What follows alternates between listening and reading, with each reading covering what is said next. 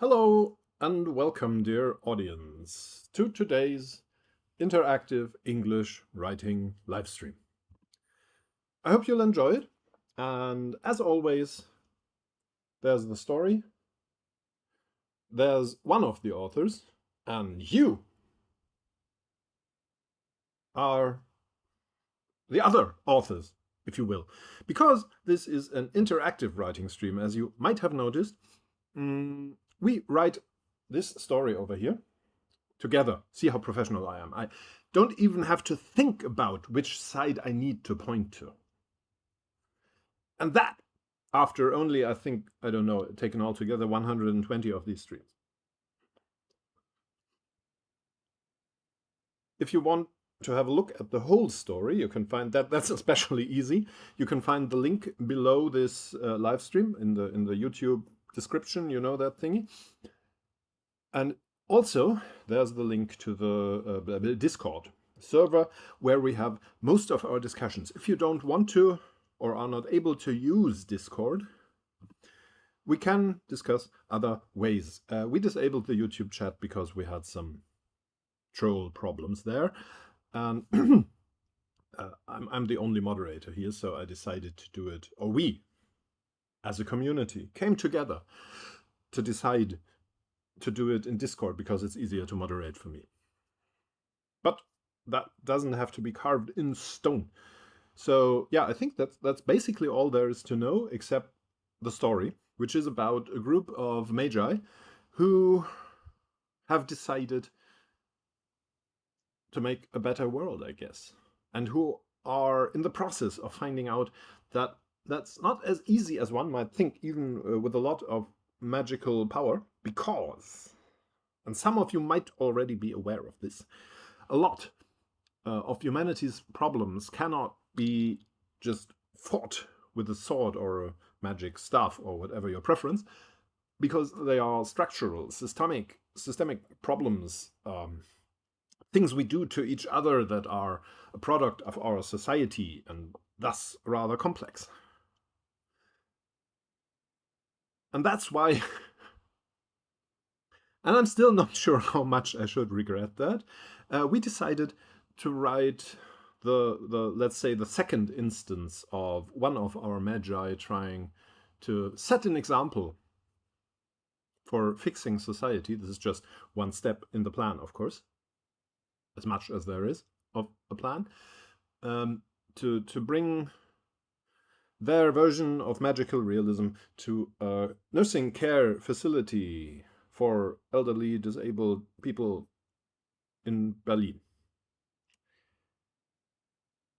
Yeah, and we are right now in the process of interviewing one of the inhabitants of said facility, called Gudmund. The inhabitant, not the facility. And it has started a bit difficult, but the interview has gotten more productive. And for that, because Gudmund gave a helpful answer, he was rewarded. And to bring you all back into this story, I shall now read the last few paragraphs of it. And then we shall proceed to write it. That's my plan, of which there also isn't a lot. All right, so last few paragraphs. The weird interviewer raised their eyebrows and pushed out their jaw a bit in an impressed nod, while the letters of Gudmund's response started appearing in the air behind them. You know, that was a surprisingly helpful answer for an interview that started off almost hostile, they said. They hesitated for a second, pushed a hand into their coat, pulled it out again, and reached towards Gudmund with it. Here, have a cookie. Gudmund looked down on the hand in surprise, because it did not just hold any cookie, but an actual big, soft raspberry and white chocolate cookie, the precise kind he always used to buy at British railway stations when he visited a colleague in Newcastle. He still didn't take it because he trusted neither the stranger's coat pockets, or maybe I should get into the live stream chat, right? They trusted neither the stranger's coat pockets nor their hands, even though the cookie on its surface looked perfectly fine to him. But he uttered a surprised, That's my favorite. The interviewer smiled at him. I know. And here we are. People in the chat said hello, which is very kind of you. Thank you. I agree. And Epiphany said that I'm wearing her favorite jumper. That's nice. Thank you. I like it too. It's not scratchy at all. It looks a bit like wool, but it's cotton, I think. It doesn't. It's not. It's comfortable to wear. And then there's a post of the Evil Queen by Pazut. That's quite cool. We have decided, I think in the beginning, we even made an explicit decision against having an antagonist in this story. Makes sense, I think, given the gist of it that I just explained. But makes it, of course, even more difficult to pull off. But then again, we're good. We're just that good, I think. We can do it. Yeah, and for now, what I was thinking of doing, and you might consider this a bit weird, but what I want to do right now, and I have kind of come around to the philosophy of just writing what I want to write instead of trying to write towards a market.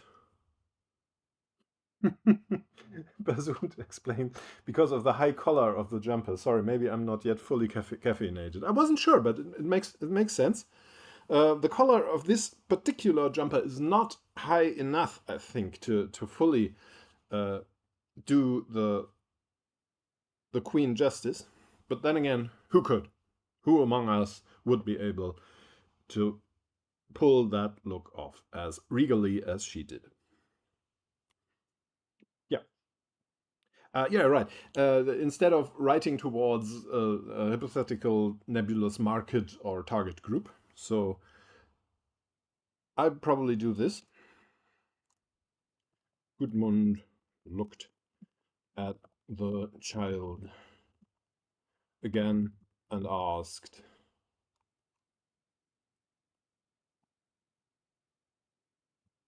yeah, I could add a little thumbs up to the. I should no, I didn't want to take it away. I should add a little thumbs up to the chat message because I'm not just an author. I'm a bit of an influencer, to be honest. So I need to interact with the chat, So that's just good practice. We influencers know that. By the way, today's episode is once again presented to you by tea. And as I have just now left the image frame very professionally to get some, and I have this little cup of tea here, which I shall now drink from. Oh yeah, tea is just the best thing. You should drink it too. Just saying. And that's not even because they sponsor me. It's because I just like it that much. Back to the program. What I wanted to do is, who are you? What are you? Is this a dream? I feel like that's we've talked about this. I overdo this. I do this too much. Might be important for you to know if you are understandably watching this mostly to try and learn from the master. But the master does this too much. I think my speech, the speech in the stories I write, is a tad too close to actual speech. Because in actual speech, we don't, as you might notice now while you listen to me, we don't talk like in a printed novel. We interrupt ourselves. We end sentences in the middle, and then we start new ones, and we meander. We rethink while we are talking. We pause, we think, we make all these annoying little noises. If you think they're annoying, I personally like them. There was one right there. And of course, we should not and we cannot picture this accurately in writing because it would read really, really tediously. But we also, I think, should not, I guess it depends on the type of novel and the style you're writing in, obviously. We should not ignore it completely because I like the people I write to sound like actual people a bit, a tiny bit. And I think I do it a bit too much. So there are too many instances of these here and of this, and in general of this kind of speech. But I like it that. Sorry, I like it that way. So there you have it. Yeah, that's Gudmund's question. The child shrugged. I think Munira has told him her pronouns, right? Hasn't she? Let's see. No. I hate this. Little small. I'm gonna do a small rant. I'm not sure if you work in Microsoft Word as I do, which might be a bad choice. I admit that. But all the professional writing thingies like Papyrus or Scrivener or whatever they are, they all feel even worse to me in several ways. So I stay in Word. I hate it. But at least it's the devil I know. And Word used to have for bold format like this. Used to have Control Shift F because in the German version, because in German it's not bold, it's fat, as in fat. Makes sense if you look at the letters.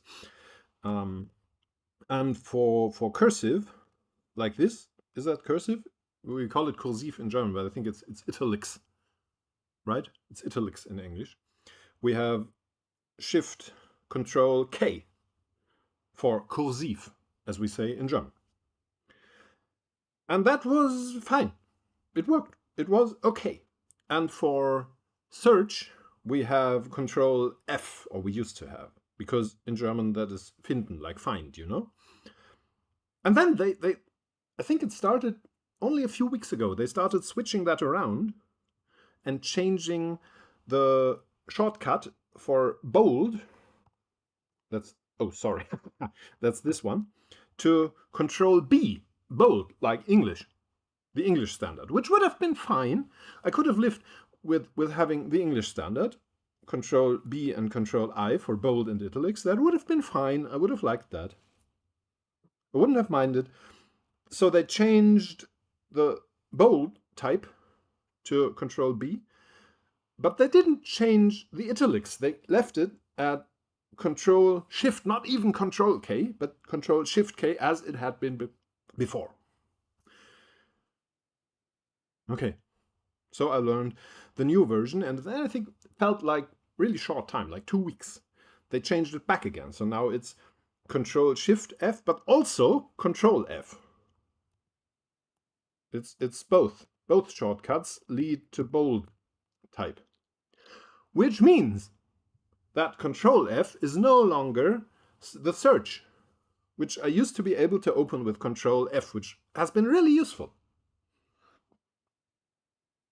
But that's gone. That doesn't work now anymore. And maybe this helps you understand my anger and my need to have this rant. They didn't even make a new one. There is no shortcut for the search anymore. It's gone. What we have is Alt M, as far as I know, by the way. If you know I'm wrong and can correct me, please do. I will love you forever if you can give me that shortcut back. Or at least until you do something that I don't like, which in my experience doesn't take very long. So I will probably love you for a few minutes or something, but that's already a lot. I don't love a lot of people. So what we have now is Alt M, That's easy to remember, right? It leads us to this little search box, which, I mean, it kind of works because, as you can see, can you see it? No, you cannot see the little pop-up hover thingy that's there. It's right here. You cannot see it because it's not displayed in my streaming software, but it is here. And there you can click once again, and then you get to the search. And yeah, it kind of works. It's not a real problem, I know. It's not a big thing, but it's just annoying to switch these things around for no reason and to take away shortcuts that people have gotten used to. And it's just, I don't get it. What are you doing, Microsoft?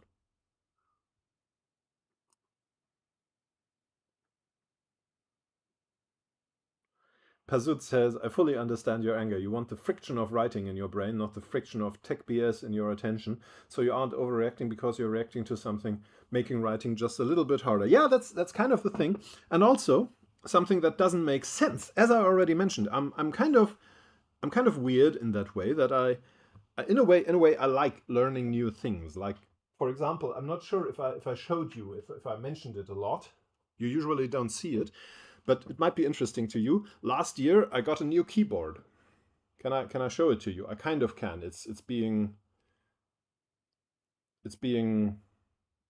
censored by my camera, but I guess you can see it. This is half of it. The other half is the same, just mirrored, and that's different to a normal keyboard, and I love that. So I don't actually mind learning new things, but I think they should make some sort of sense, and that switcheroo they pulled there doesn't. And also taking away things that were there and that worked, functions that were really useful. Why? Yeah. So which also leads me back to I would also enjoy. I actually would have a good time switching to a new writing software. I tried Scrivener. I tried Papyrus for quite a while, and it was nice.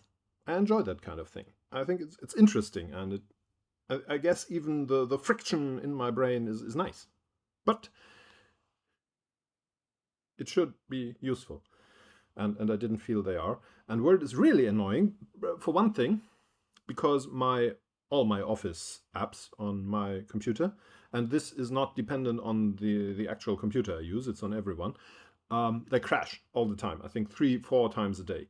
And sometimes they are able to re-establish the data that was in there, the text, and sometimes they're not. And I've gotten used to just always manually saving my stuff. At least that shortcut still works. If they take that away, I shall be really angry. Although at least there's a mouse button. But that's not the same. You know it's not the same. You do, right? So yeah, Microsoft. I know you're listening. I hate you. There you go.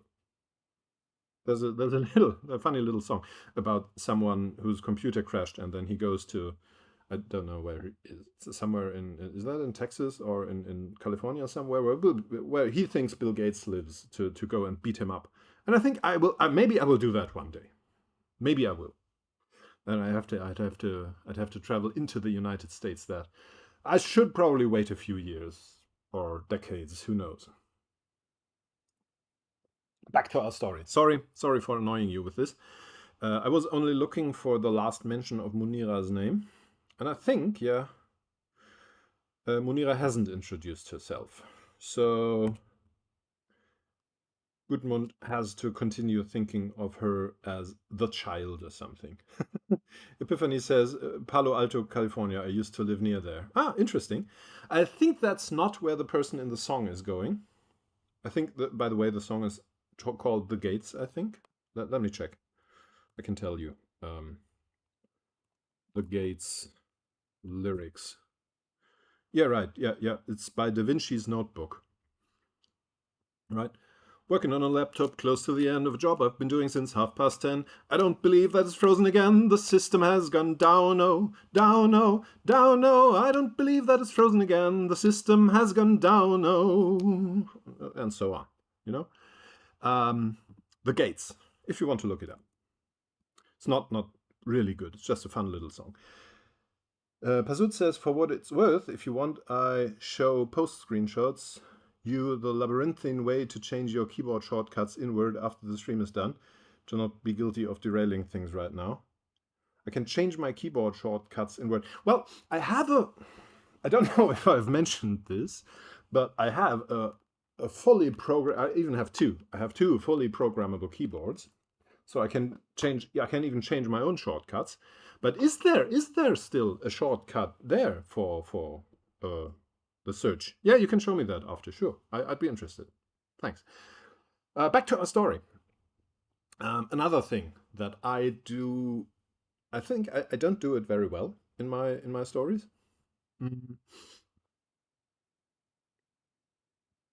Probably I should have found an excuse to have Goodman start thinking of Munira as Munira, because it just reads way more comfortable than have him always think of her like the child, or in other situations people like thinking the person with a big black coat or something like that, instead of just giving them names or even shortcuts. And that's of course not helped by my let's say principled decision to not have my viewpoint characters, as long as it's avoidable plot-wise, assume other people's gender.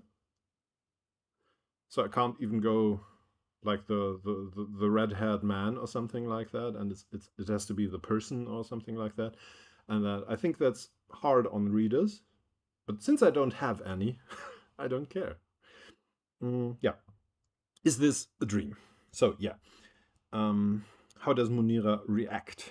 The child. Oh yeah, I'm still being very bold here, but let's stop that. Let's stop that. This is not ain't no time for no hero here.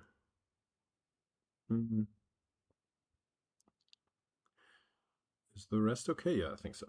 The child shrugged silently and looked. Has Sam? I'm gonna check again. This time without the rant.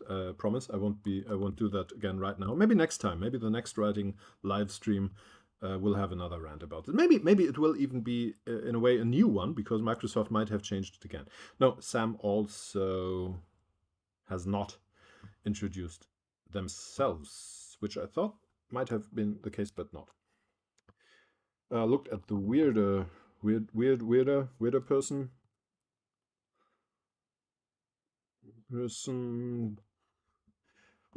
say in a slightly...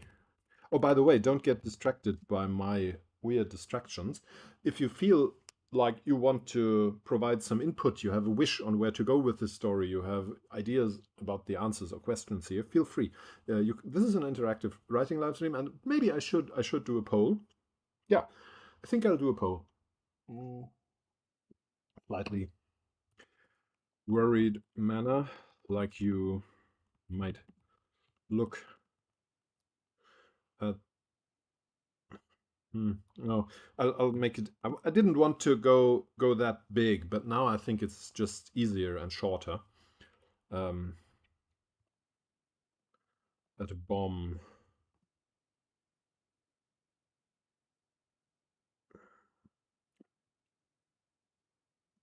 you think might go off any time. You know, like I wanted to do something more to the precise point of the situation, something akin to the way you might look at a person whom you fear might react aggressively and violently or somehow dangerously, but you don't know if they will do it. And that just seemed unnecessarily complicated in this case, so I'm gonna go with the bomb, which still, I mean, you wouldn't look,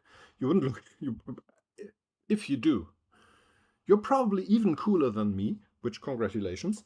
Probably you wouldn't look only in a slightly worried manner at a bomb you think that might go. Maybe if it's a very small bomb, like a little, we call it Knallerbse in Germany. These little, very, very little things that just go, that kind of like, just like a little snap. If you throw them, for example, maybe you might like that. But a real bomb, you probably wouldn't look just slightly worried, I think. Still, I'm gonna stay with this for now. We can check it in post. Mm, I'll make a little note, comment, if you will.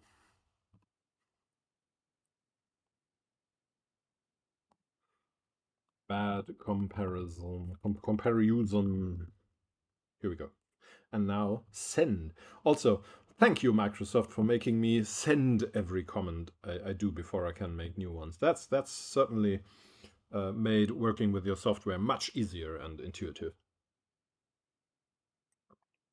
I can't even do it by pressing enter or something. Yeah, really look forward to learning new shortcuts, I guess. Whatever.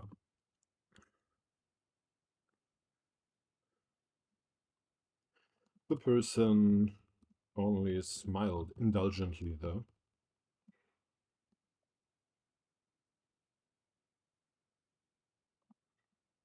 and lifted a finger to explain. I should probably maybe this is the time for a poll. Let's do a poll. The audience wants to be involved, I guess. We need to involve the audience lest you all fall asleep. Poll. Should Sam answer the question? And we have the options of no, symbolized by a pair of scissors. Sorry, I was too early. Ignore this for now. Ignore this. I'm still working on it. Pushed the wrong button. We have the option of no. We have the option of a bit confusing.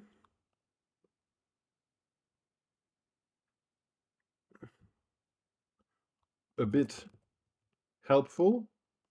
And the option in depth. Yeah, those are our options. Here you go. And now I shall add the little thingies for you. The pair of scissors, the flamingo, the person in a tuxedo, the phone. Where's the phone? The phone is not there. Why is there not a phone?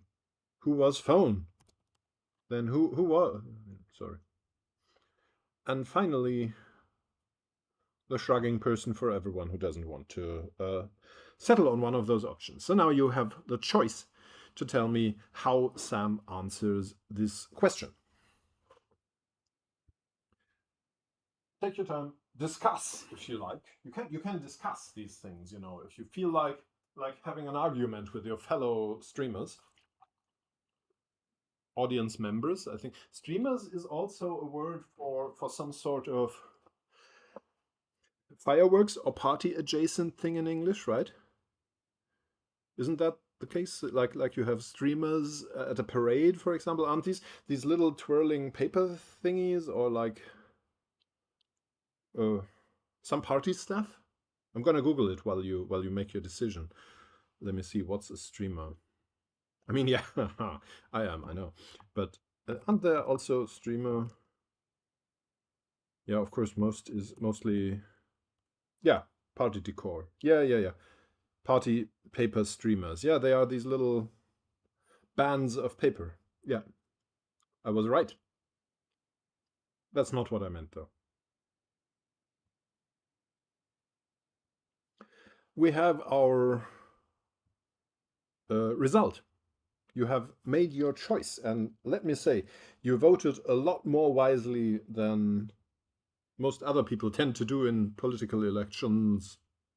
Sorry, I don't know why I said that. Here's you made your choice for a bit helpful.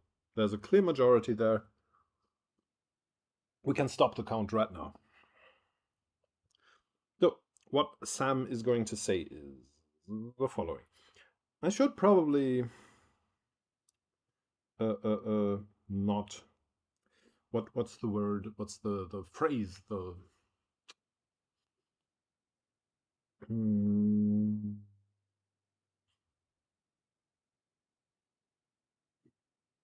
I'm gonna go with this. I should probably be strict about this and refuse, because I already told you who asks the questions here.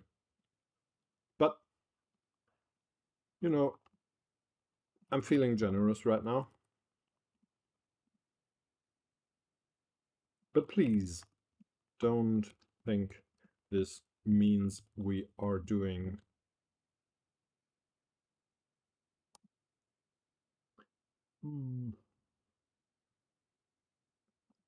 a mutual exchange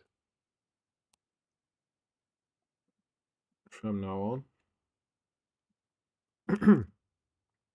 I still ask the questions, or maybe I think in English you're much more strict about future versus present, aren't you? In Germany we often just use present in grammatical terms when we actually mean the future. That's possible in English, but I think it's more rare, right? But for now.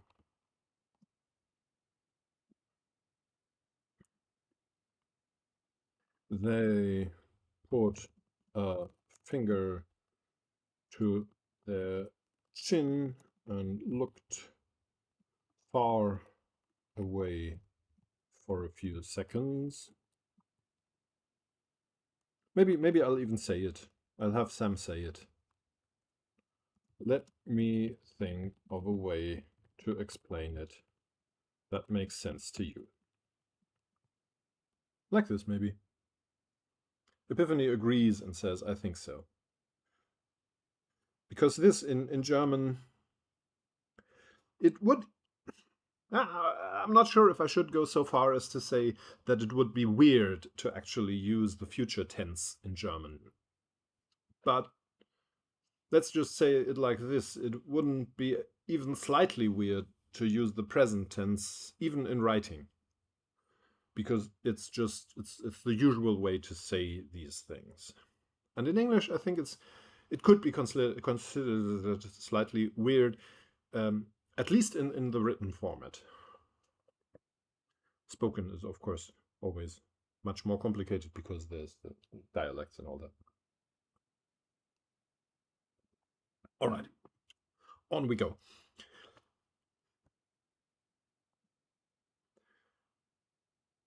Gekrimbel says it would perhaps seem a bit formal, wantingly correct in German. Yeah, right. That's what I meant. Like you're a real stickler if you do it like this.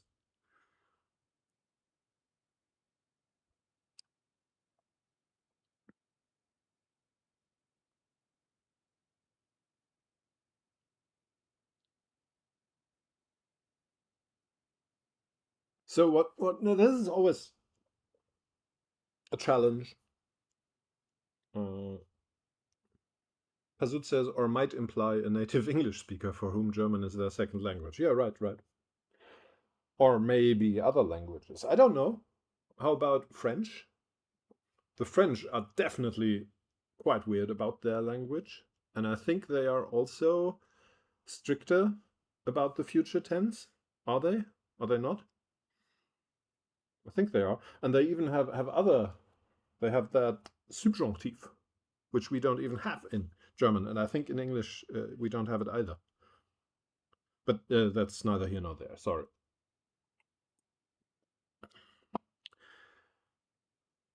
Now, we need Sam to say something that is helpful, weird, and preferably clever and maybe even a bit funny.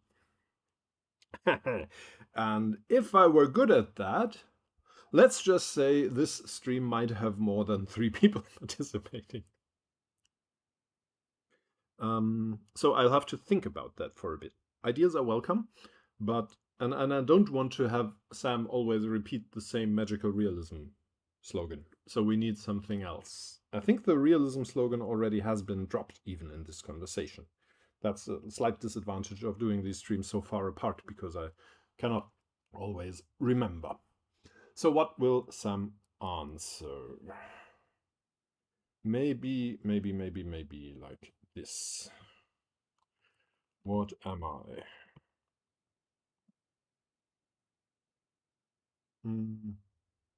Now, what came to my mind right now was Sam could use a pop cultural reference. And then I thought it probably should be an anachronistic one, which makes it a bit difficult because there aren't a lot of things I know that would be good anachronistic pop culture references. But the good thing about writing a story is we can just make one up.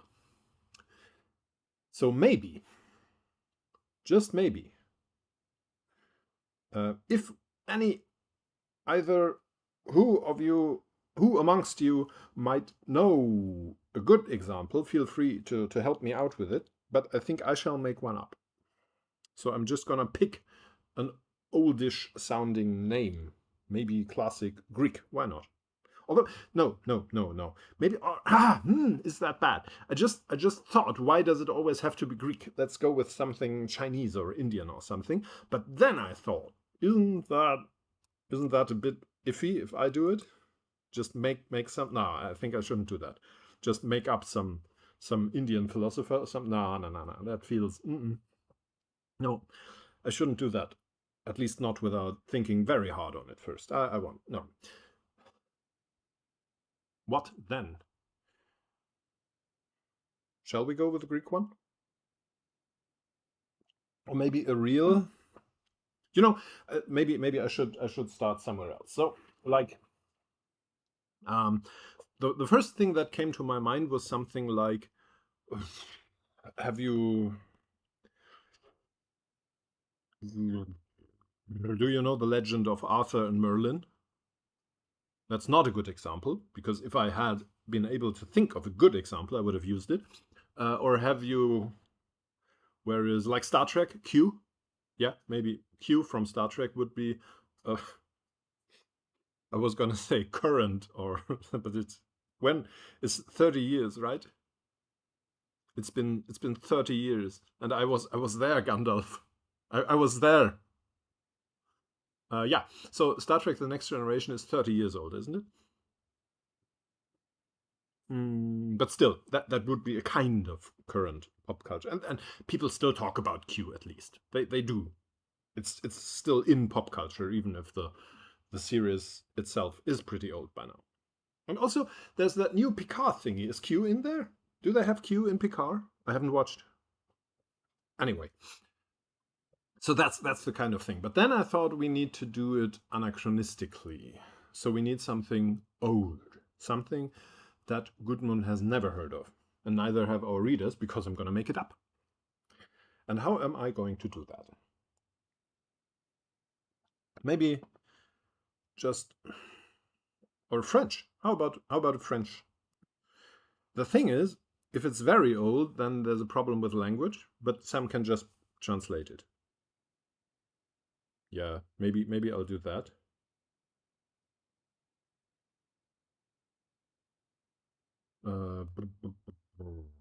So let me see. Do we find an ancient French philosophy? Have there been old ones, or let's say old ancient French names? Is that possible? Does that work?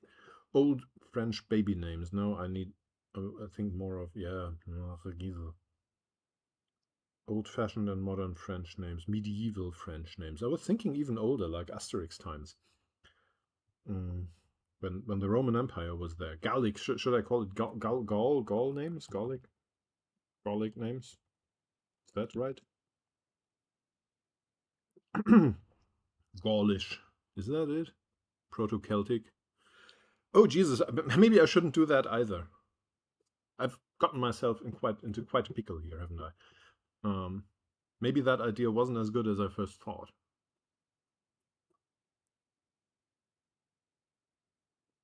Still, I'm gonna try it now. Let's see. Names, Celtish names. Celtic, Gaul, and fantasy name generators. I mean, yeah, why not? Mhm. It's not fantastic. Pazut says you could make up something Tucholsky said. He said wrote so many things he probably even did, or is that too old? Just thought because we're in Berlin. Yeah, Tucholsky isn't bad, but I think it's not old enough. I'm thinking more like, as I said, more like Roman Empire times. That's why I'm checking on Gallic, Celtic Gaul names or something like that. Maybe I'm gonna go with Gnatia. Not sure how you pronounce that. I'm so sorry. Really making a mess of this. But I'm gonna make a comment in the document, so it will be okay. Have you read Gnatia's? Allegory is always a good word, right? If you want to make something sound weird and oldish and philosophical. Allegory, or maybe no, maybe not.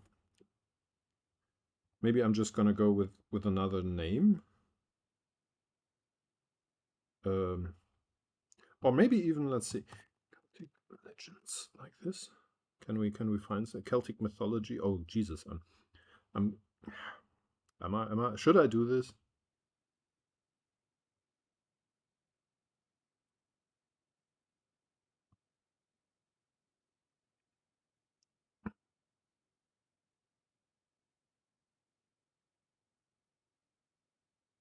Maybe I'm gonna try this. I'm gonna try this.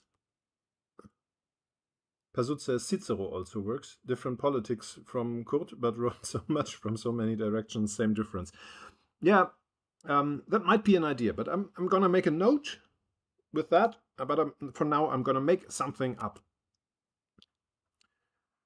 Gnatia's version of the Fenian cycle.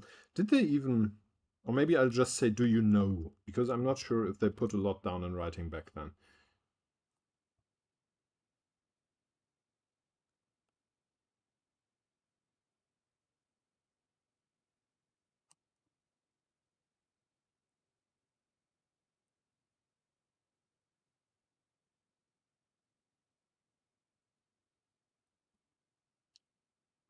Gudmund, because Gudmund, you might remember, is a scholar of literature, had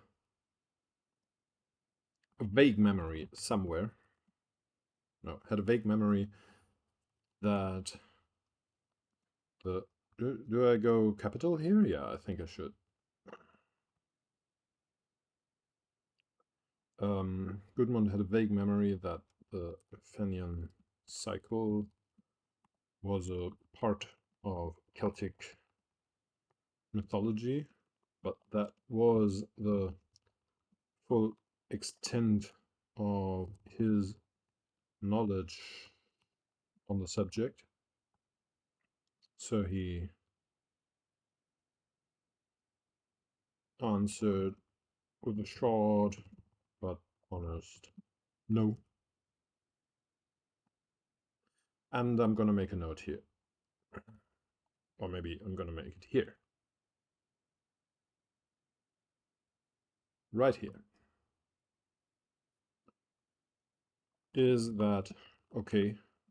Maybe rather Cicero.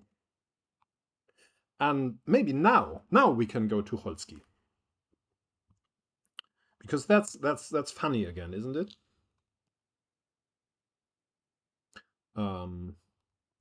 The weird person grimaced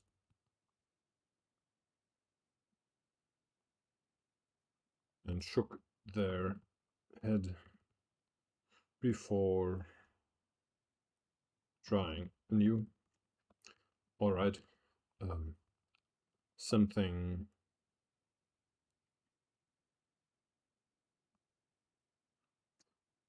more modern then. Now is the time for Tucholsky. And that's even a bit funny if you squint and look at tilt your head a bit or something, because and that's especially, I feel confident in saying this because Pazut asked me if Tucholsky is already too old. So it's very funny that Sam thinks Tucholsky is very modern because from their point of view, you know, what's a few decades? What's a century? Yeah, that's the joke. It's the joke. Yeah, but then Pazut, maybe you can help me because you seem like a person who is very familiar with Tucholsky. Apparently, because you mentioned his name. Sorry.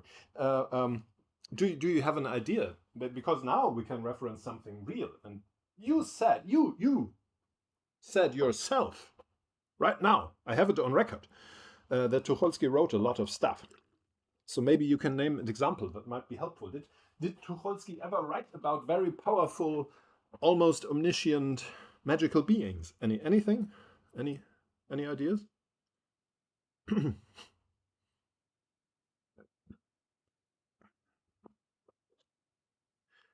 um, Pazut says that's actually really funny, and then in parentheses, for me, your mileage may vary. Yeah, well, I mean, my audience, as I mentioned, consists of 3 people. So if one of them thinks that's really funny, then I consider that a win. And I'll take that win because believe me, I need it. Yeah, something more modern than. So Tucholsky, powerful magical gods. Did Tucholsky write anything about gods or something? I'm gonna check. Did Tucholsky or something like that? Or I mean, worst case, we can still go with Star Trek now, but I don't wanna. I don't wanna. Tucholsky. Yeah. Yeah, that leads me to Friedrich Tucholsky, but no, this is the wrong Tucholsky. This is not the Tucholsky we're looking for. I read mostly his columns. There is one about something with magic. I remember vaguely. Maybe then that's not optimal. Maybe that's not really perfect then. How about what else can we do? We can do something like here. What about the thingy here? That's pretty old, isn't it? Narnia. The Narnia stuff is pretty old too, but it's because it's in cinemas or it used to be until recently. It's still too much a part of pop culture. I want something more obscure. I want something closer to Tucholsky. You know, somewhere between C.S. Lewis and Tucholsky. But he was mostly mean to people for being to his right, which I enjoy in people, you might have noticed. Yeah. And I like that. But still, what can we pick here?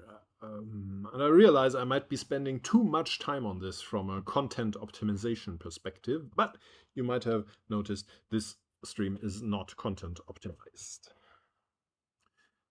Something more modern then. So what can we do? Nietzsche? No.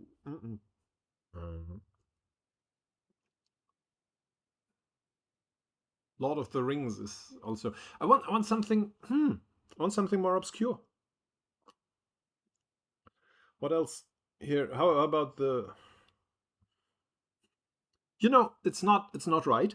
But I'm thinking of something like maybe Elric of Melniboné, because that's people know that, people recognize that, but I think it feels obscure because hardly anyone has actually read it.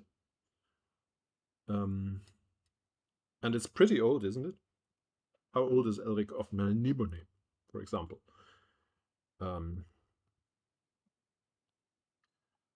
Yeah, here we go. That was written by Michael Moorcock in 1961. Yeah, that's what I mean. That's what I mean. That's the kind of thing we're looking for here.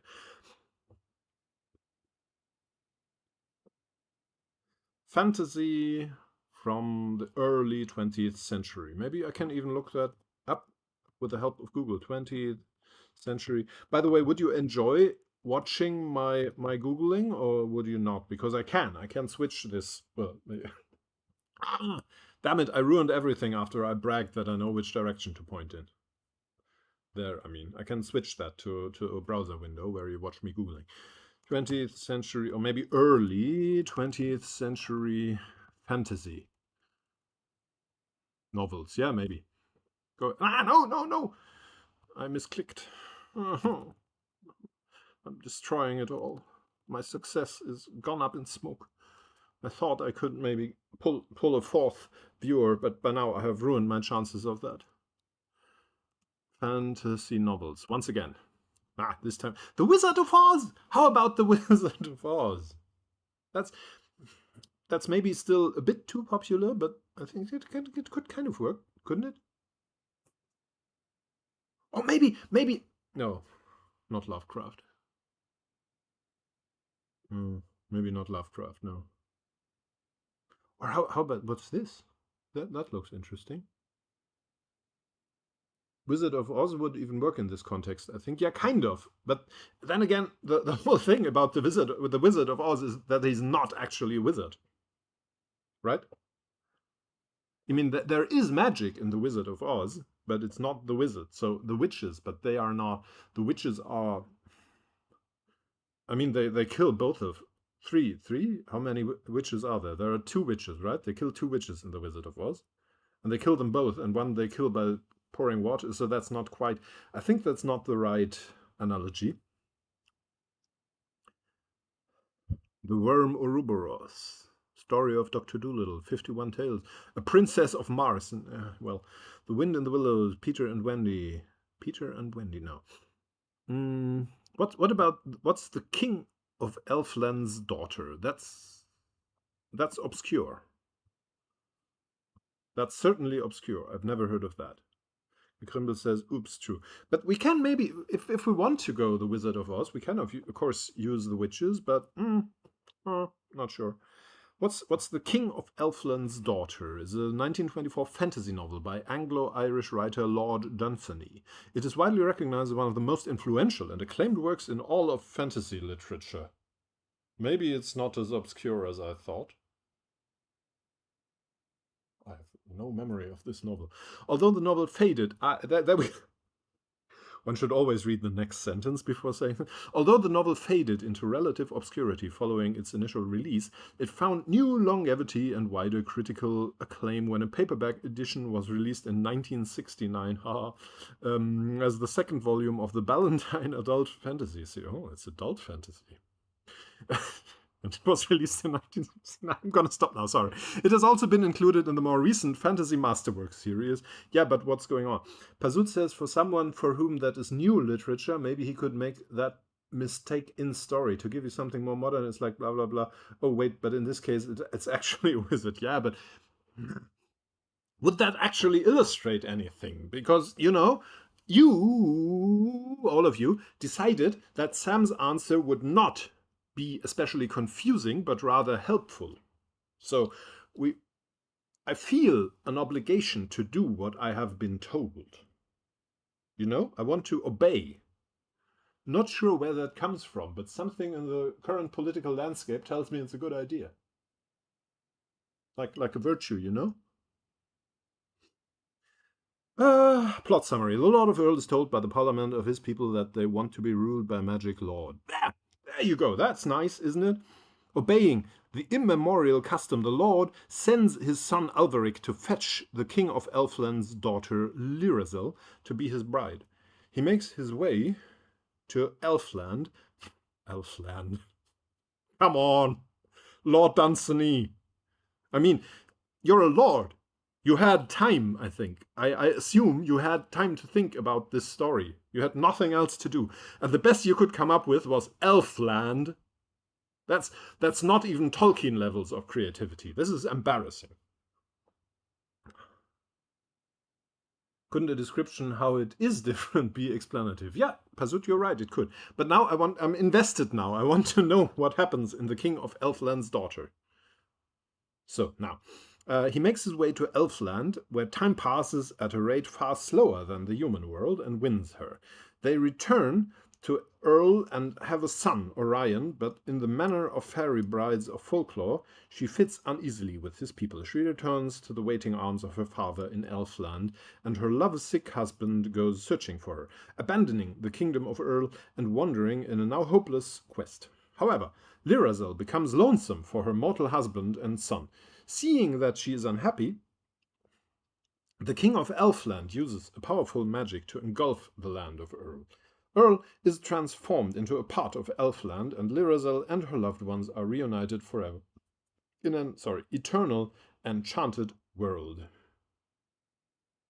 During the course of the novel, the King of Elfland uses up all of the 3 powerful magic spells, known as runes, that he had been reserving for the defense of his realm.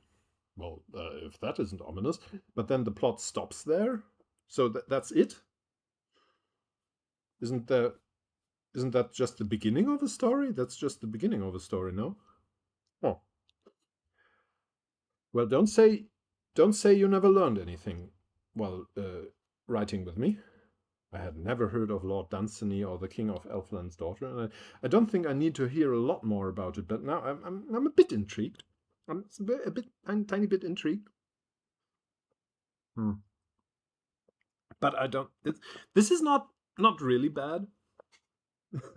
Pazut says, but better don't take my ideas on explaining. I'm very bad at being not purposefully confusing in prose, and your idea sounds more fun, and it's a fun idea to you, which is the most important part. Yeah, right. Not for some do what you like reason, but because it will result in better writing, in my opinion. Yeah, that makes sense. But yeah, the King of Elfland's daughter. Well, no. But we're getting closer, I feel. We're getting a bit closer, don't we? James Thurber, The White Deer, Through the Gates of the Silver Key, The Voyage of the Dawn Treader. Yeah, that's the more obscure C.S. Lewis stuff. The Humanoids, The Fellowship of the Ring, of course. The Broken Sword by Paul Anderson. I think I might even have read that. The October Country by Ray Bradbury. I'm not going to say it. The Phantom Toll Booth, The Wandering Unicorn, James and the Giant Peach, Darini Rising, A Wizard of Earthsea. It's that old, goddammit. 1968. The Last Unicorn, The Wandering Unicorn, Red Moon on Black Mountain, The Princess Bride, that's cute, Drinking Sapphire Wine, Gene Wolfe, The Shadow of the Torturer. That's a good book. Not sure, it's not a fun book, it's maybe not even an entertaining book, but it's a damn good book. Not sure I'd recommend it. Depends, it's an old book, so consider it accordingly, but it's damn good. Gene Wolfe knows what he's doing. Yeah, The Dreamstone, Winter's Tale, Bridge of Birds. We're already in the 80s, by the way, so not sure. You